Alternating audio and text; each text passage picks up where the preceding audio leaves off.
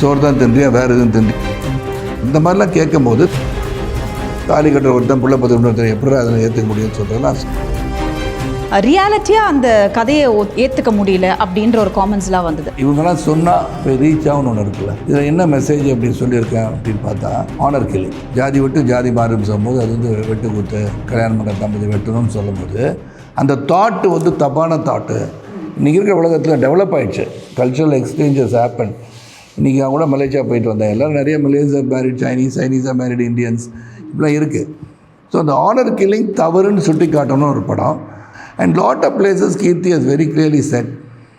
நிறைய டைலாக்ல வந்து மக்கள் என்ன நினைக்கிறாங்களோ நீங்கள் இப்போ கேட்குற கேள்விக்கெல்லாம் பதில் அவர் கொடுத்துருக்கார்.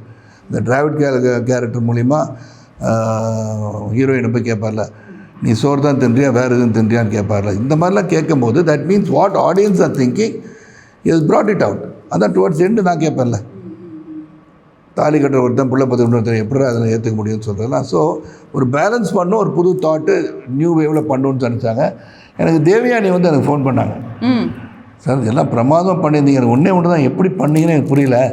நான் என்னன்னு கேட்டேன், நீங்கள் பிரதீப் கால்கிட்ட உட்காந்துட்டு அழுதுட்டுருக்கீங்க. நான் அந்த பிரதீப் கால்கிட்ட உட்காந்து அழலைங்க, என்னுடைய தங்கச்சி பையன்கிட்ட உட்காந்து அழுதுட்டுருக்கேன். See, why do you want to think that this character இவர் இன்றைக்கி வந்து இப்போ தான் நடிச்சிட்ருக்காரு, அவர்கிட்ட நான் கால்கிட்ட உட்காந்து அழுது வந்து என்ன தப்பு? கேரக்டர் வாண்ட்ஸ் இட், அவ்வளோ தானே. தேன் ஐ broken down man. எனக்கு புரியல, நானே வந்து புத்தி என்ன நடக்குதுன்னே புரியல. ஒரு பெரிய ஆள் இந்த மாதிரி நடந்த பிறகு உலகத்தை சந்திக்கணும், இது வெல் கனெக்டட் எவ்ரிபடின்னு சொன்னவன் அந்த கூனி குறுகி போகிற மனிதன் எப்படி இருப்பான்னு யோசனை பண்ணி பார்த்தா இப்படி தான் இருப்பான்.